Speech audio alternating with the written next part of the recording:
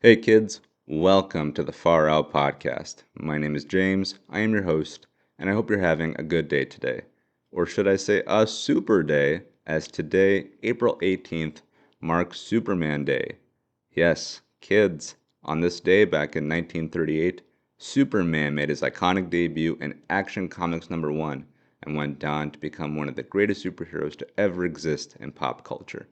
And even though you'll be hearing this well after the 18th, I hope you can take some time to look back on the character's iconic legacy as we look forward to his return to the big screen in his new movie, which comes out this July.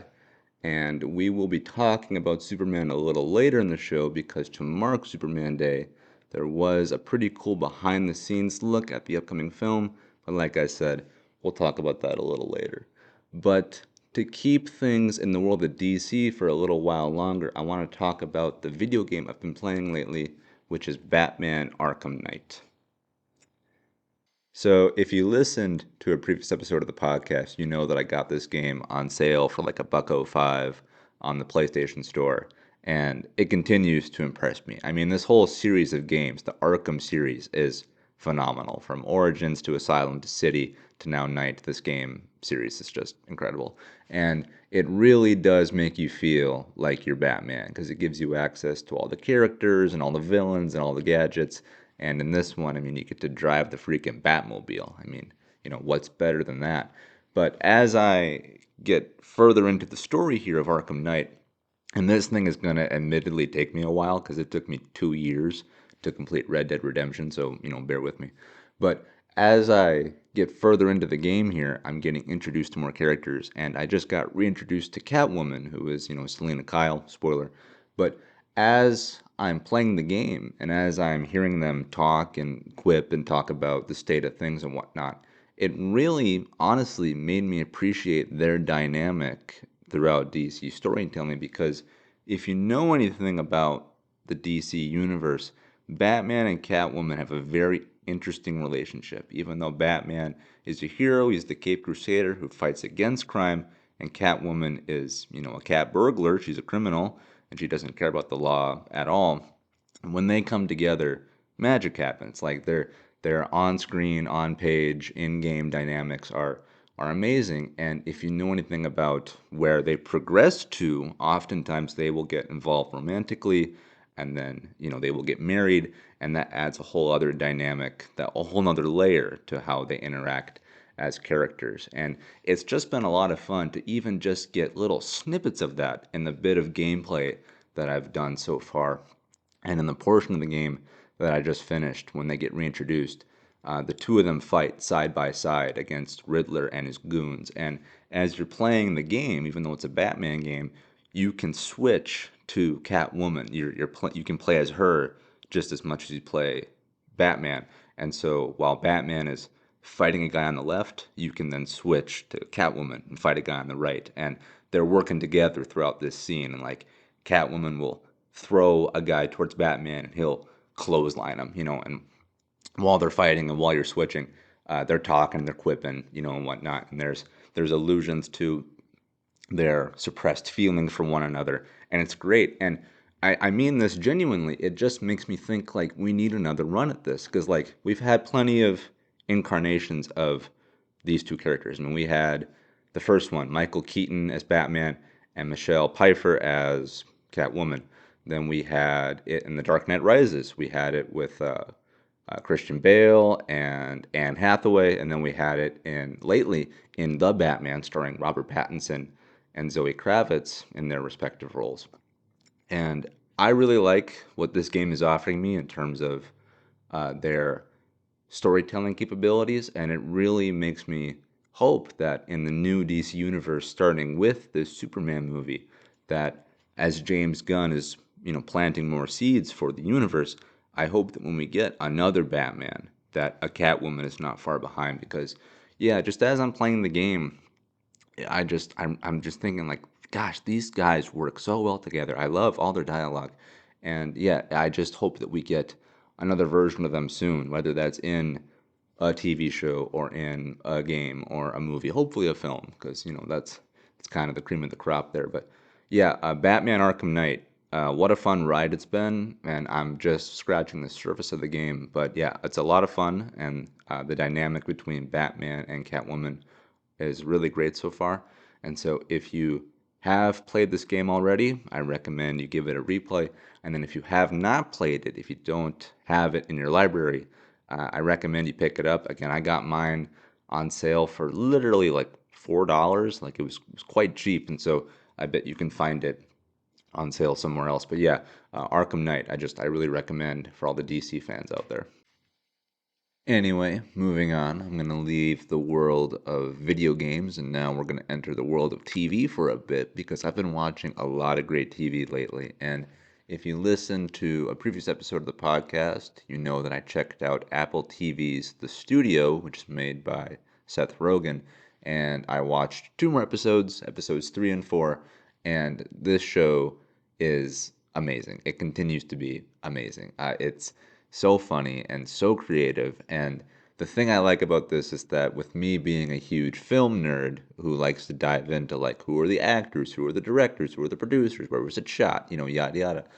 Seth Rogen has said that while he's crafting this show about the making of films, that he tries to keep it authentic, that he bases it off of real encounters in Hollywood. He often includes real people like Ron Howard, Olivia Wilde, Anthony Mackie, so on and so forth. And so, like, this show for me is just a dream because if it even gets close to some realism to offer us a peek behind the curtain at what goes on when it comes to making movies, then amazing. And the fact that it can be this funny is just amazing as well.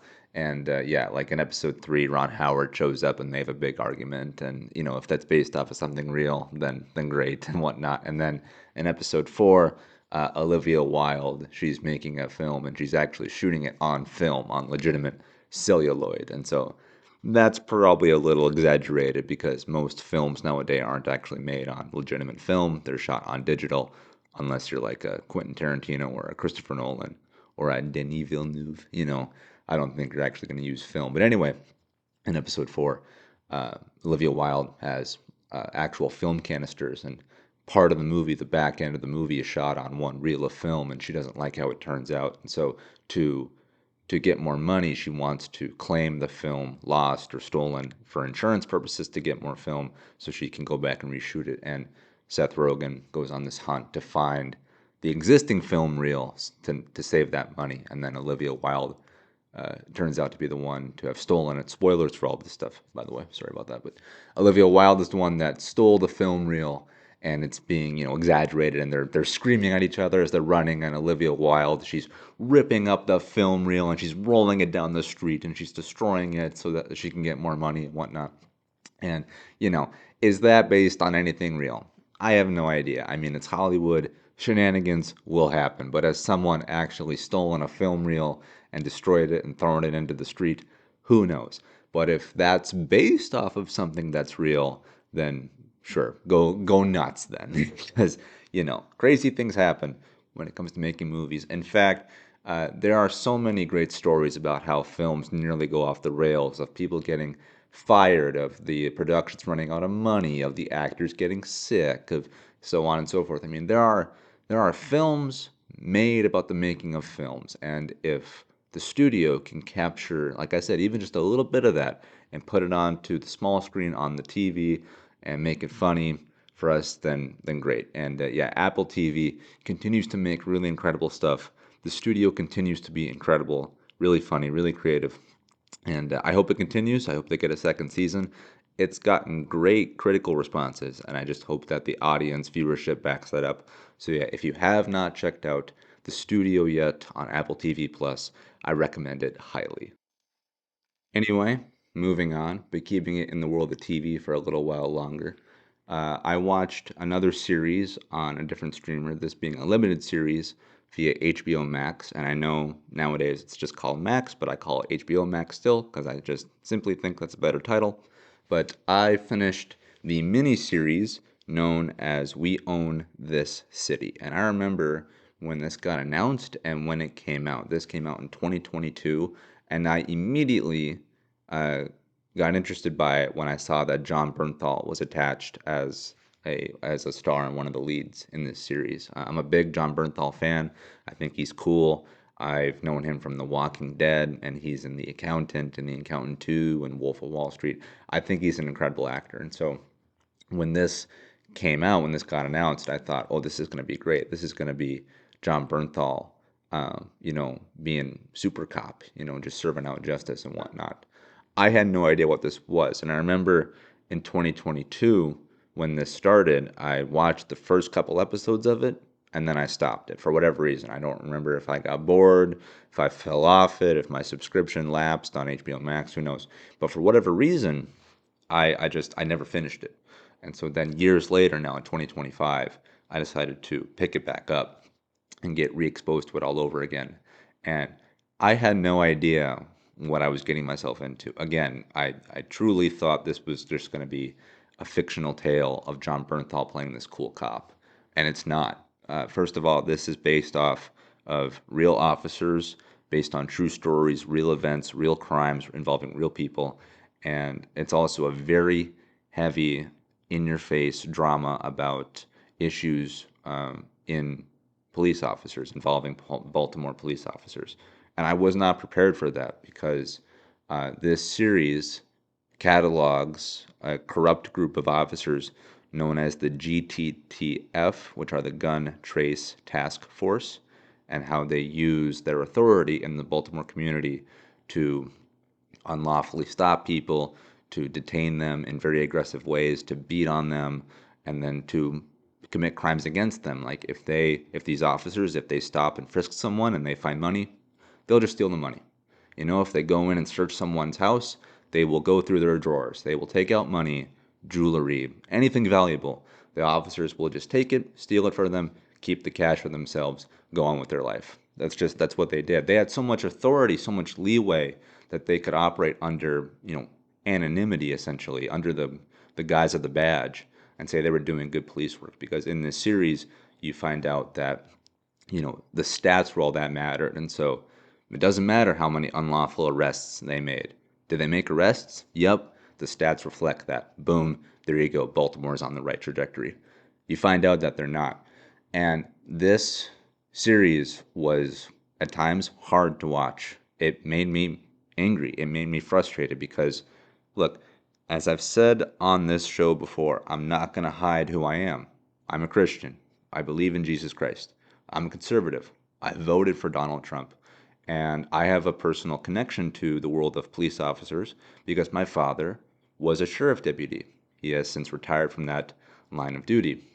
So I have a respect for police, and I feel that there is a need for police in our modern society. However, I'm not blind to what goes on in the world. There are bad cops who do bad things, who go beyond what they're supposed to do. Police are called to protect and serve, and too many times they don't. They abuse their powers against people.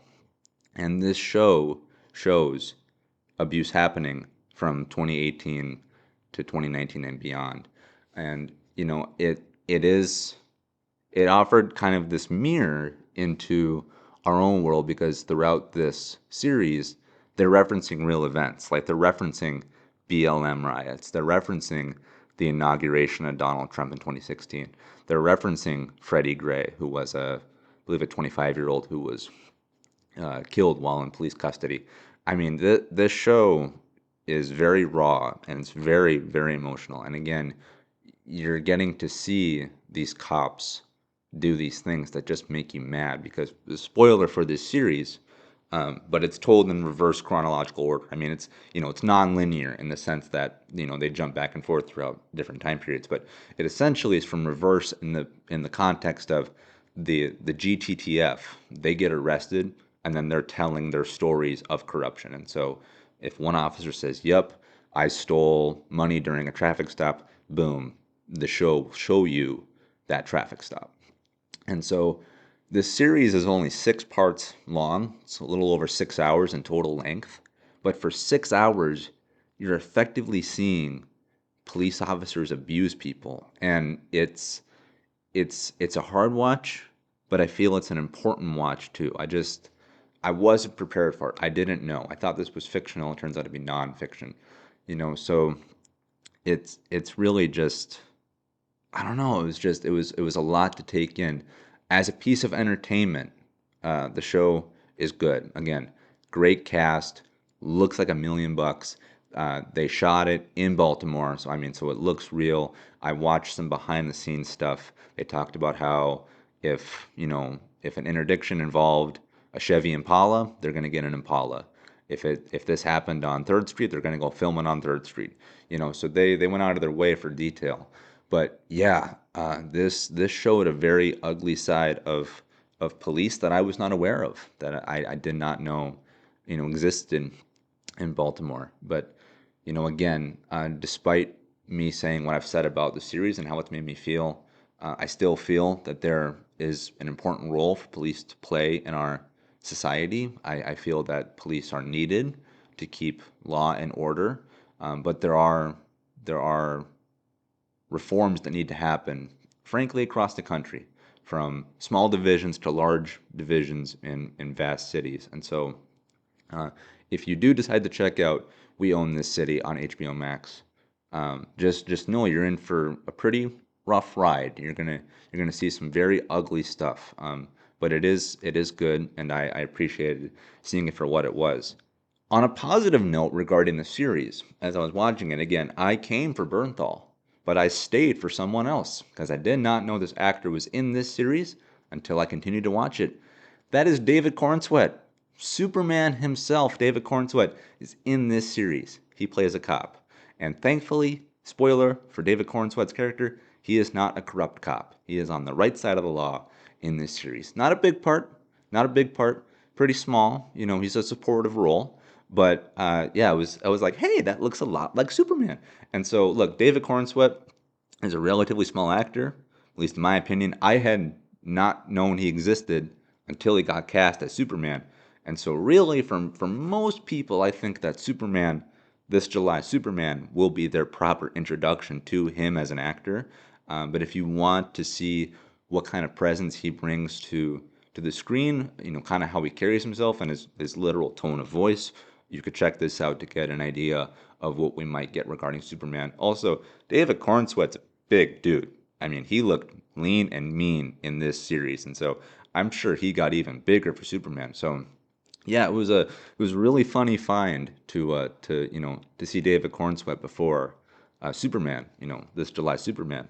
So yeah, so he's in We Own This City alongside Mernthal, and again, a hard watch because it shows ugliness when it comes to policing, but perhaps an important watch as well.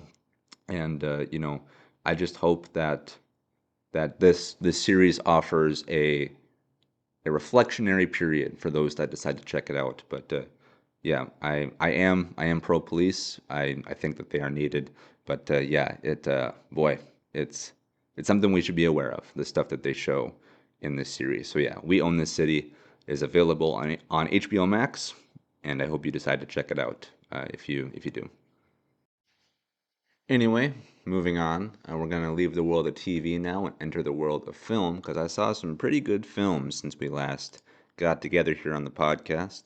One of the films I saw was The Amateur, starring Rami Malek, which is a pretty standard action revenge fare. Guy's wife gets killed, he goes after the killers, so on and so forth. We've seen it a dozen times before, but hey, I'm a sucker for him, so I'll go see it. Hence why I did. But before I get into the actual talk about the film itself, there were some pretty cool trailers that played before my showing of The Amateur. One of them was the Tron 3 trailer, the Tron Ares trailer. And if you watched a previous episode of the podcast, you know I already talked about it. I said that the trailer was cool, and I liked the poster and all that stuff, minus Jared Leto. He's kind of professionally nuts, but whatever. But okay, so saw the trailer, on my phone, on my laptop, like anybody else did. And I thought, yeah, cool. All right, I'm here for it. It's Tron. Looks cool. I saw it on the big screen. Holy fudge. like like the picture quality with the surround sound of my theater, I was like, I see the vision. I was like, I get it. Tron 3, I'm in. Like, I was already interested in the film. Now I'm in. And I mean this. This is going to sound cliche, but like Tron 3, it really looks and feels like it belongs on the big screen. And like this trailer, seeing it in my theater, that was totally conveyed to me. I was like, this is it, man. Like you got to see it on the biggest screen with the best sound because that's gonna get you the best bang for your buck. So yeah, Tron 3, like you kind of outdid yourself showing that trailer on the big screen there. So that was pretty cool. Yeah, that comes out I believe this October. So yeah, look forward to that one. But anyway, getting to the actual film in question that I saw, which was The Amateur, it was good. It was good. Like I said, we've seen this kind of movie dozens and dozens of times before. It's a revenge action flick, and it's also, something we've seen as well too, to where like the guy who goes on revenge is someone who's not really well equipped for this kind of task. Rami Malek is not, some disgruntled marine or some cop or whatever. It's not Die Hard or anything like that. No, he's an analyst. He's good at tech, and stuff like that. And so, throughout the film, he's like, teach me how to use a gun, teach me how to be a killer, and then he's like, he even, debates pulling the trigger. He can't do it sometimes, so it's like he doesn't, he's not gonna go just uber cool spy guy. No, no, no. It's much more of a thinking man's revenge film because in the ways that he executes his revenges, minor-ish spoilers for this, are that he doesn't use traditional methods. Like he can't just point a gun at someone and boom, they're dead. What he'll do is he'll get real innovative and real creative. And if you're familiar with the Hitman series of video games, that video game series is like lauded on their creative ways of executing people. So like for example, in the Hitman series, you're supposed to get close to someone who's prone to doing yoga over their 5-story balcony at sunrise. Okay, well, what you do is you would subdue the yoga trainer, and then you would imitate the yoga trainer's assistant. You go up to your client and you would say, "Hello, Joe Schmo. I'm sorry, Matt Smith, your regular yoga instructor. He could not be here today. He fell ill, but I'm here to show you the ropes, and I'll be standing in for him." And Joe Schmo will go, "Okay, sounds legit. Sounds like Matt Smith." And so you would, you know, imitate yoga and do the whole thing, and then while their back is to you, because you're doing this atop a balcony on a high rise, you would push them over the edge, making it seem like it's an accident. Like, oh, sorry, she got too close. She fell over, or he fell over, Joe Schmo. So, yeah, that's kind of what Hitman is known for. And in The Amateur, that's kind of what he does. Like, there again, this is more of a spoiler, but like one of the killers that's involved in his wife's death has apparently intense asthma, which I mean, pretty sure we saw her run in the film, and like she has like really intense asthma, like so bad to the point that like she goes and sees this professional doctor, and she's like in this like oxygen chamber, like on a bike, and she's got like this mask on. You would think that if she had asthma that bad, she like couldn't run and gun and stuff. Plus, I'm speaking from experience. I have asthma. I can run, but not for a long time. So like, and I don't think I have it that bad. So if this girl has it worse than me, then there's no way she's running, but whatever. Semantics. Anyway, she's seeing her doctor. She's in this oxygen tank, and what Rami Malek does, he does pretty much what I just described in Hitman. He impersonates a doctor, goes into her room, seals the chamber, and what he does is he floods the oxygen chamber with pollen. He bought like 80 flowers and something, and he floods it with pollen, so she's starting to suffocate. And he's like, tell me where the rest of your team are, and I'll release you. Oh, you won't? Here's more pollen. Now tell me more. And she's gasping, whatever. You know, and so there's stuff like that that's pretty cool. This film also looks like $1,000,000 as well. This is a globe-trotting adventure, and they clearly were on location for most of it. And the way that light is used, I thought shadows and darkness were captured really well. Lots of good reflections as well. Like it looks fancy and all that stuff. Also, Lawrence Fishburne is in this. He's pretty good. He plays someone who is in charge of training Rami Malek when he wants to learn these skills of how to be, an effective killer. And then again, spoiler for the film, when the CIA decides Malek is too much of a loose cannon now, they send Fishburne after him, and Fishburne gets into some good action and whatnot. He's still pretty nimble. I don't know how old he is, but like, I don't think he's a spring chicken. No discredit to Fishburne, Mr. Morpheus. Lawrence Fishburne, if you're listening, and I know that you are, if you want to come on the podcast, just, reach out to me. I'll have you on any time.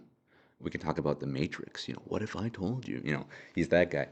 So yeah, The Amateur. Good, not great. I mean, I'd give it like a B minus. But again, like action, fine, creative, but I just wish there was a little more.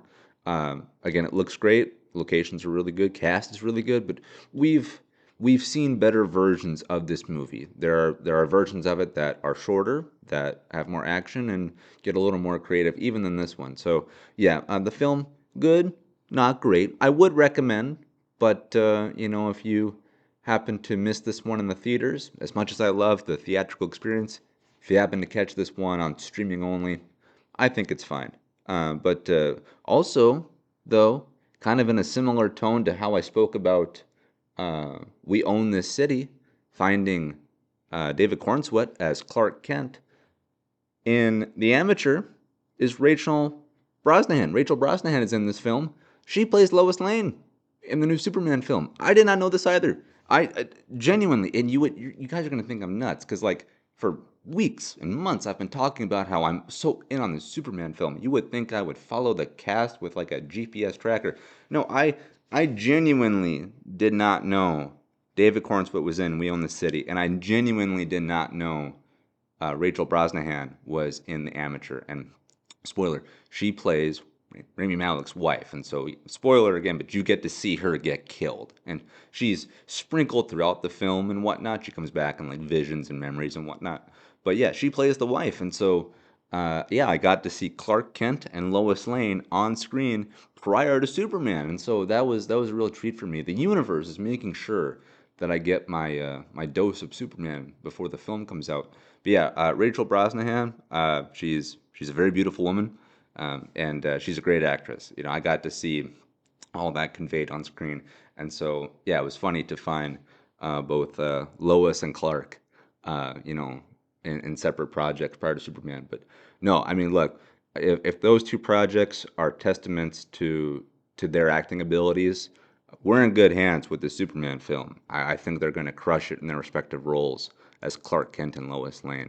So yeah, if you want a taste of some of the cast from Superman before the film comes out, check out We Own This City for Clark, and then check out The Amateur for Lois Lane. Anyway, moving on to the next film I saw recently, I got to catch a screening of the movie called Warfare, which is a war movie that has two directors attached to it. One of them being Alex Garland, known for his work on Ex Machina, as well as Annihilation and Dread, and most recently Civil War, which I never saw, but whatever. And then the second director, his name is Ray Mendoza, and Mendoza is a veteran of the Iraq War that this film is based on. And so he certainly brought a level of authenticity to this film. And to start things off, I'll just say, well, firstly, let me say spoilers. Spoilers for this film. But I'll say this to start it off. This film might be one of the most realistic war films we have in existence right now. And secondly, this is going to sound like a huge negative against the film, but I promise you it's not. I just got to clarify it. This film essentially does not have a plot to it because it is quite literally, it is truly a day in the life of this group of soldiers that you're following. 1 minute you're with them as they're just chilling in this house waiting for something to happen, and then boom, all hell breaks loose. They start taking gunfire, bombs go off, they have to return fire, they have wounded, and the movie only ends after they've exfilled. And that's it. That's the film. It's just 1 minute they're chilling, the next minute they're taking fire. That's the entirety of the movie, and then it ends when backup arrives. I mean that's it, and it's like it's crazy. This thing is meant to just be a snapshot of war, and when crap hits the fan, it does not let you go. And very similarly to how I talked about the Tron 3 trailer, about how I feel the best way to experience that was in a theater with the large screen and the surround sound, this is the exact same for Warfare because holy mackerel, the sound in this movie was phenomenal. When uh, gunfire starts and when the explosions start coming in, I mean, they rattled me. I was shaking in my seat. I mean, they just hit me right in the chest. And at one point, an IED goes off, and these soldiers get caught in the blast. And so many of them are down for the count. And as they're slowly getting up, you can tell that their hearing is impaired because there's ringing and stuff, and everything is kind of muffled and muted. It sounds like they're all underwater. And as they slowly get up and they start to return fire, their guns sound different. Their guns have this sound in them that make it sound like it's distant and at a higher register. And so the way you're perceiving sound throughout the film is dependent on how they are as well. And I just thought it was really immersive and really scary. And the way that dust and smoke and debris is also used, it's pretty crazy. It's really crazy. This film does not pull punches, and you are in and you're out. Once it starts, it does not stop. And then honestly, when it ended, I was like, holy crap. Like I felt like I needed to take a breath. Like it just ends and you're like, oh, like what just happened? Yeah, so Warfare, pretty crazy, pretty intense, but I highly recommend you check it out. And if you can, please see it in a theater with the best surround sound available, because that'll make the viewing all that more better. Anyway, moving on to the next film I got to see recently. I finally caught a showing of Minecraft, and I know that when it comes to this one, I am late to the party because this thing has been out for weeks already, and it's doing all the business. I mean, it's making hundreds of millions of dollars, and people are going in droves to this thing, which is great for the theater. But like, if you go online, if you look up the Minecraft movie, you'll see videos and photos of people going nuts in the theater and they're throwing stuff and causing a ruckus and whatnot. And I'll just say this, I'll comment on that kind of theater culture. I like when a theater gets into a film, when they get really passionate about a film. Like I saw Star Wars on the big screen when The Force Awakens came out, Rogue One, and the subsequent films, but like The Force Awakens specifically, like when that came back into the theaters, when Star Wars came back into the theaters, we were all going nuts. I mean, people were high fiving and standing up and clapping and cheering. It was like a concert, it was like an event. And I live for that stuff. And the Avengers did that as well. I mean, Infinity War, Endgame, some of the best theater experiences I've ever had in my entire life because the whole crowd got into it. Again, you're high fiving strangers as the Falcon takes off or as Captain America lifts up Thor's hammer. I mean, it's fantastic, and so I like when a theater gets into it, where we're not just all sitting passively and just kind of being quiet and sullen and whatnot. But when it comes to the Minecraft movie, people are getting almost too intense. Well, not almost, they are. They're getting too intense to where they're doing damage to the theaters and whatnot. And I'm not a fan of that. Again, I like an interactive crowd. I like when the emotions are high, but like just be respectful. When you go to the theater. I'll say this though, when I saw my showing of Minecraft, despite it being out for weeks and doing all the business it's already done, my theater was absolutely full to the brim. I mean, I was elbow to elbow with people, and there were tons and tons of families, with kids of all sizes and whatnot, and all ages too, and all that stuff. And they were really well behaved. I mean, they got into it though too, because like when a certain thing was said or shown, there would be cheers and pops, and people were clapping and whatnot. And I got into it. My theater was not crazy at all, interactive, and they were into it, just not crazy. So I was like, okay, like this is cool. It genuinely heightened the experience for me.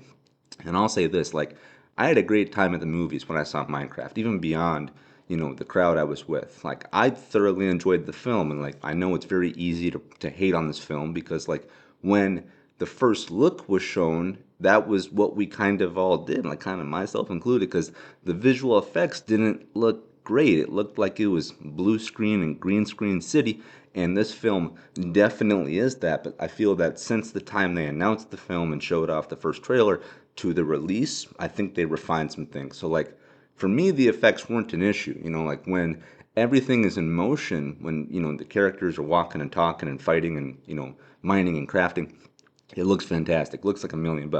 But when the characters physically stop and they have a conversation against this landscape, then you're like, oh, now I can kind of see the details. So when everything is moving and in motion, you're like, this is great. Like, I want more of it. When everyone stops and it slows itself down, and then you're like, oh, I can kind of see the cracks in the armor here. But no, I had a blast. I thought this thing looked like a freaking comic book and coloring book come to life. I mean, it was fantastic. My really only quabbles with the film are that it does skew on the younger side, which is it's normal. It's what you get with a Minecraft movie. I thought there were just a little too many, goofy kind of silly jokes, fart jokes, stuff like that. When there was more teenage to adult jokes, more skewered towards an older audience, like that's where I laughed out loud. So I was like, okay, there's a good mix. It's just, it's like 60-40. I wish it was just more like, 50-50, if not, 45-55 type stuff. And then the other thing too is that like the characters in this film are really nice, and I like the human actors that they have. They're Jack Black, Jason Momoa. They work really well together. And spoilers from the Minecraft movie. I know people have already seen it, but again, spoilers. At one point throughout the film, Jason Momoa, his character makes a sacrifice. So he goes away for a bit. He goes off screen. You don't see him for a couple of minutes, and while he was gone, I mean, he comes back and saves the day and whatnot. But while he was gone, I was genuinely missing his interactions with the rest of the characters because he brought such a good amount of comedy to the film, especially playing off against Jack Black, to where I was like I understand they're doing this for some emotional beat, whatnot, the idea that you've lost a character, but when he was gone, I wasn't feeling his absence from an emotional perspective. I was feeling it more from, oh, darn it, like his comedy isn't here. Suddenly this film isn't as good. And so for the bit of time he was gone, whatever that was, 10, 15 minutes, the film went down a notch for me because I was like, dang it, I liked his banter with everything he was doing. When he came back, then the thing, reapplied itself and it crescendoed and whatnot. So that was good too. And then like another thing, again, these aren't really issues. It's just kind of like, well, I would have done this differently. Again, I'm armchair quarterbacking this $100 million film, but this is just me speaking. Like, I'm a fan of Minecraft, and I've played it over the course of several years. I'm in my mid to late 20s now, and so I've played it on and off again throughout its updates and whatnot. I don't follow the game, like I don't know what's new, what's not, what's coming, what's not, stuff like that. However, I would bet money that there were characters and creatures in this film that do not exist in any iteration of the game. And maybe that's what they were going for. Maybe when they were making the film, they were like, well, we don't want it to be a one-to-one recreation because when you go play the game, we want you to have that experience. When you come and watch our film, we want it to exist in the same universe, in the same world, but be a different experience. You're going to have different characters, different interactions, different creatures. And if that was their vision, it's like, okay, like I can get behind that. Like I see that in execution. I'm just saying there were some things that they did, some characters that they had to where I was like, well, this could have been that, and that could have been this, and where's this, where's that, like again, spoilers for the film, but like there were Ender men, no Ender dragon, I was like, where's that, and like, they could have done a teaser or something, and they had these enemies that like I've never seen before, and so it's like again, if they're going for a more original take on the world, okay, fine, sure, whatever. But I would have liked to have seen things that were more recognizable from the game. I feel I would have been more invested throughout the whole thing as opposed to it being these kind of bits where I'm like, ooh, that's a thing. Oh, no, now it's gone. Oh, that's a thing, but I don't know what that is. And where's Jason Momoa? Oh, he's over there? Oh, now he's not. And it just kind of went in streaks like that. Still, really good film. Exceeded my expectations. I thoroughly enjoyed it. It's just I thought it could have been a little better overall. I'll give it like a B plus, B plus, if not even an A minus. I thought the thing was really quite good. What else was good, and what else had me and everyone else totally invested was that prior to the film starting, when there were the trailers and the commercials, and you could also find this on Twitter and you just Google it and whatever. There was the announcement that there was going to be an extended preview of Superman attached to the Minecraft movie. And again, you go on Twitter, you go on YouTube, you go on Google, you can find said clip that they referenced, which again, if you're going to promote Minecraft as having a sneak peek of Superman, don't put that clip up online. Wait a bit. So people have to go to the theater to see the clip. Like again, like for any like I was on the fence a little bit about seeing Minecraft. What put me over was the notion that I could see Superman on the big screen. So like again, it would have just made more sense, but whatever. So the clip that we've seen on the internet dozens of times already is where it's supposedly the beginning of the film, the very first scene where Superman crash lands back into the North Pole or the Arctic, wherever he is, and then he's all wounded and he's hurt, and he calls for Crypto, and Crypto's like, oh, what's going on here? And then he's like, oh my gosh, you're hurt, and he takes Superman back to the Fortress of Solitude. and Superman gets healed by his robots. He gets healed by the yellow sun. Okay, so like for myself, seeing that clip on the big screen was freaking awesome. Like much like the Tron Ares trailer, to where I watched it on my phone and I was like, yeah, this is cool. I like it. It's cool. It looks good. Same thing with the Superman scene where I was like, this is cool. I like it. Looks good. On the big screen, I was like, holy cow. I was like, they're going for it. And for me, it's totally working. And I'll tell you what else, for everyone else around me, which again, were families galore of teenagers and small kids and parents, they were locked in on the Superman scene. Like again, everyone's talking and chatting and being on their phones, during the previews, which I don't mind, because you're here for the Minecraft movie. You're not here for the freaking Toyota commercial, which I get and whatnot. But when the Superman spot came on, which was the last thing they showed before it flowed into Minecraft, attentions were on the screen. The kids were locked in on crypto. And so, like, for me, as I watched the scene, I was also passively watching the audience around me, and I saw their attentions get fixed onto the screen. I was like, I see this in execution. I see what they're going for, and it's working. Because a detractor of the Superman film is that there's the idea that it's going to be too kiddie, too yuck, too silly, kind of in the vein of a Minecraft movie. That's one notion that's online about the film.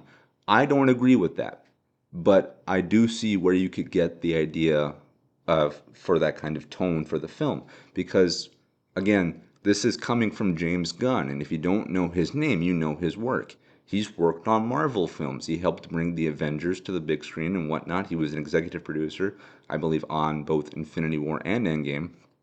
So he's had some involvement there. But what he's most known for is the Guardians of the Galaxy films. All three of them. They were all his projects.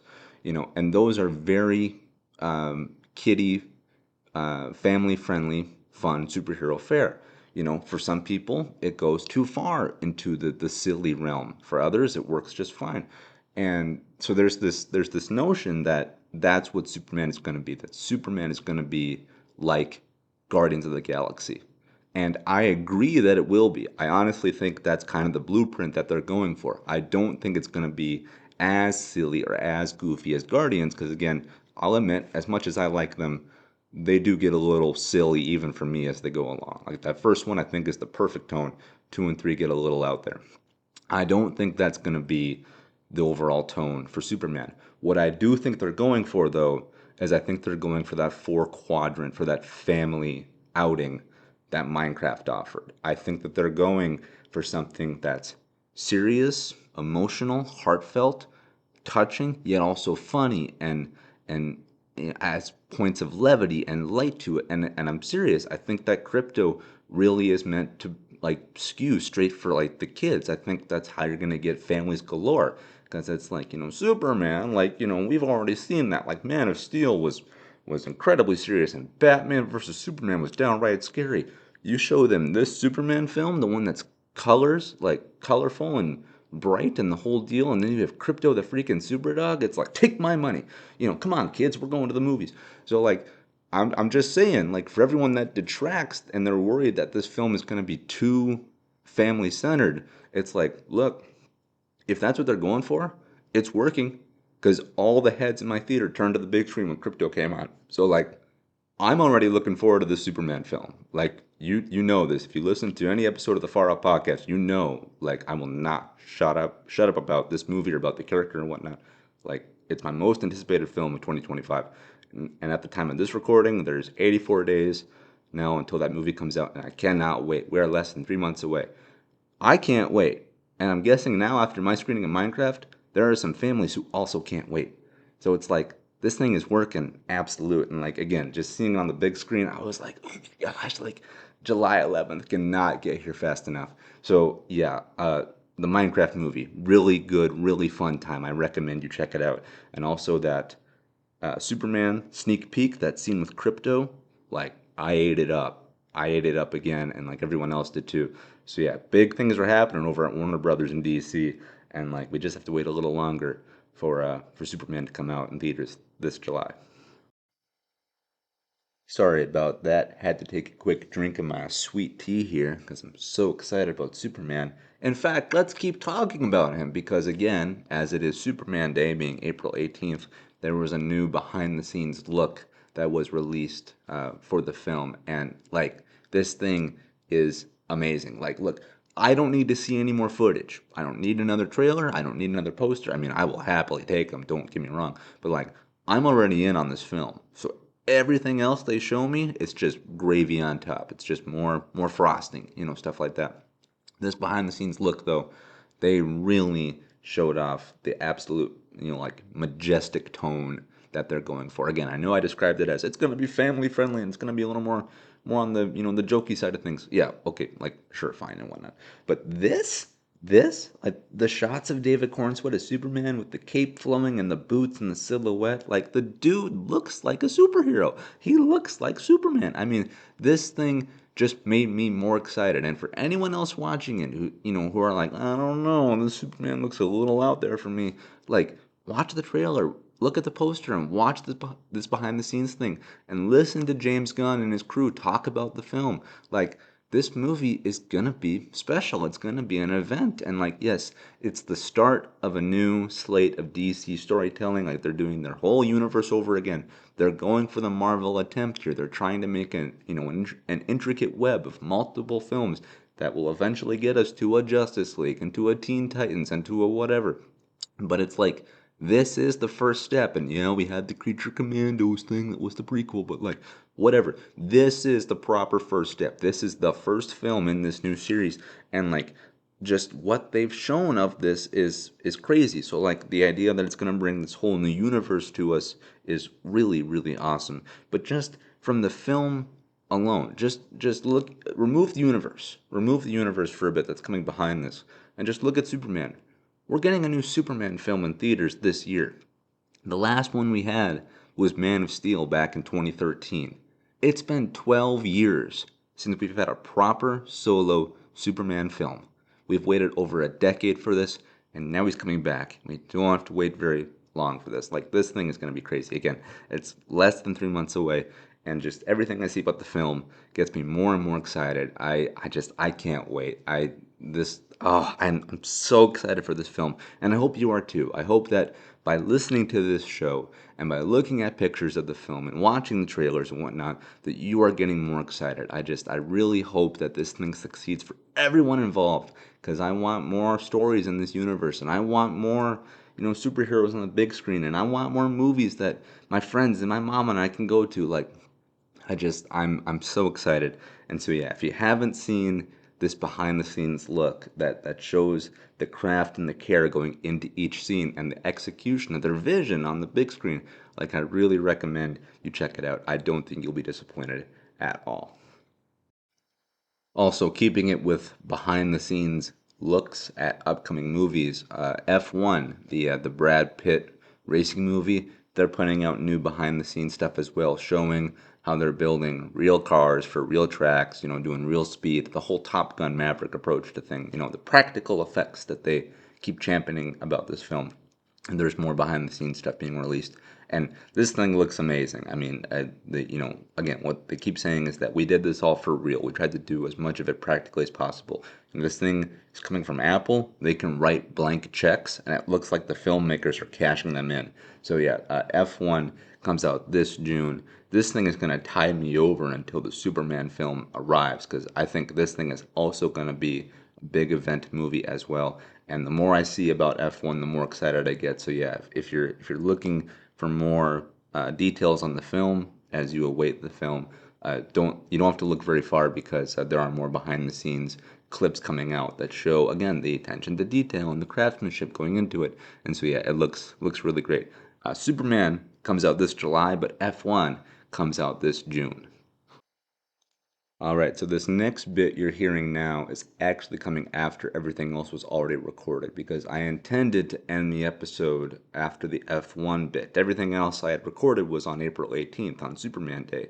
But I'm doing an amendment, I'm doing an addition to the episode, because on April 19th, which is today, which is when I'm recording this portion of the show, the Timberwolves just beat the Lakers in game one of the playoffs. And look, as much of a Minnesota sports fan as I am, like I did not think we were going to do well against the Lakers because it's the freaking Lakers. What are you talking about? But I went out and I watched the game to support my team. So I went to Buffalo Wild Wings and I sat down and I did not think we were going to do very good. And boy, it did not look like we were going to do good at all. Because like from the first couple of minutes in Q1, we were down by like 11 at one point, and then freaking the Lakers got up to like 20 points already, and 16 of them alone came from freaking Luka. This freak of nature. One of the best players in the NBA right now. So I was like, yep, that's a wrap. Like Luka's gonna be draining threes and dunking on us all night long. But then the Wolves bounced back and we beat them. We beat the freaking Lakers in game one. And I was like, yeah, let's go. And as I was watching the game, like again, it's biased because I'm a Minnesota sports fan and whatnot. But as I was watching the game, I realized something. I was like, I don't think the Lakers got the depth. I don't think it's there because what do they have? What do they have? They got LeBron Jim, who's again one of the greatest players to ever do it, but he's old. This might be his last season. If he re-ups on a contract, you're gonna get what? One more? 2 more years? So you got LeBron Jim, who didn't do a whole lot of anything. Then you got the DeLuca boy, which again, he's one of the best in the league right now, but like he kind of got boxed out. But then what else did the Lakers have? You look at what? Austin Reeves? I mean, come on. Like I watched him play.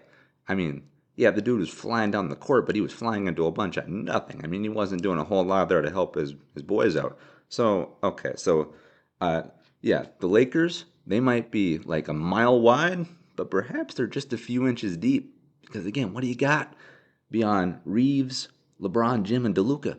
The DeLuca boy. What do you got? You go over to the Timberwolves, look at what we got. We got Anthony Edwards, one of the best players in the league right now. But then behind him, we got Jaden McDaniels, who was my gateway into the Wolves, by the way. No, everyone is hot on Edwards and Nas Reed and whatnot. For me, I ride or die by McDaniels. But okay, so you got Edwards, you got McDaniels, you got Julius Randle, Rudy Gobert. Rudy Gobert, come on. Then you got Nas Reed. And Nas Reed was sitting in the corner all night long draining threes.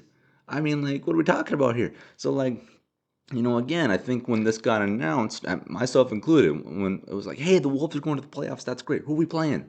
The Lakers? Round one? Okay, that's a wrap.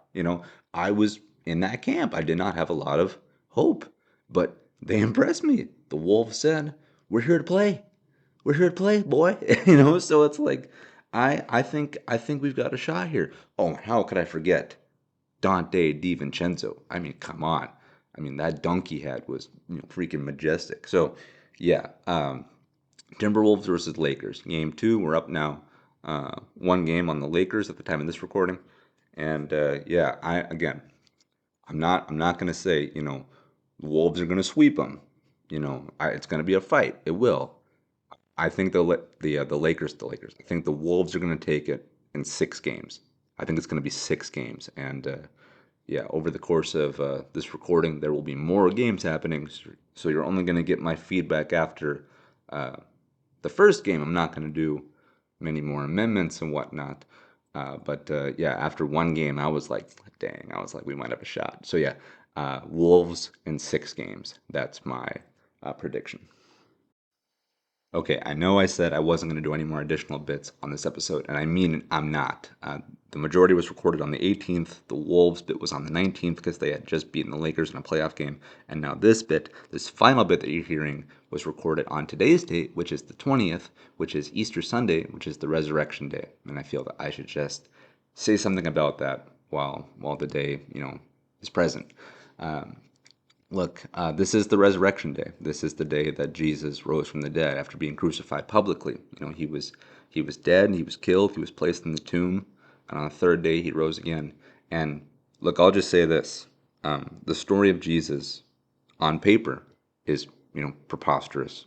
The things that he did go beyond logic and reason. And again, the idea that someone can be killed and then brought back from the dead, it doesn't make any sense at all. But I'll just say this: that I'm a Christian, and in my discovery of Christ and in my learning of Him, my life has been changed in ways that I can't explain. And I've had people who have listened to this show and they've said, "Hey, you talked about this movie and I watched it. You talked about this book and I read it. You talked about this music and I listened to it." And if my opinion holds weight to anyone listening to this, I hope that as you listen to this, that you consider looking into the life of Jesus Christ, that you consider picking up Scripture and reading it, that you consider going to church and you consider praying. And if you're on the fence about all this, if you're nervous and you don't know where to turn, I get it. I do. I did not take my plunge until I was 20. Before then, in my earlier years of life, you could say I was agnostic. You could even make an argument that at one point I was atheist. So I really came from the other side, and now I'm a Christian again. I feel that I have been born again in the name of Christ. I really, truly believe that. And for those that are worried and nervous and skeptical, but they're looking for reasoning and understanding and a sense of direction in their life, if you're looking to start your life over, it's never too late to start over. It's never too late. And if you are looking for direction in your life, I can't think of anything better than by following Jesus Christ and picking up a Bible and learning about him and reading about him. And so I just hope you have a good Easter, and I really want to thank you all for listening. Um, and he is risen. He is risen. And so, yeah, just have a good rest of your day, rest of your April. And yeah, just pick up a Bible, and just give it a shot. Give it a shot. Read Luke, read Acts, read Genesis. Just give it a shot. I promise you it'll do wonders for you. So just thank you for listening, and I'll see you guys in the next one.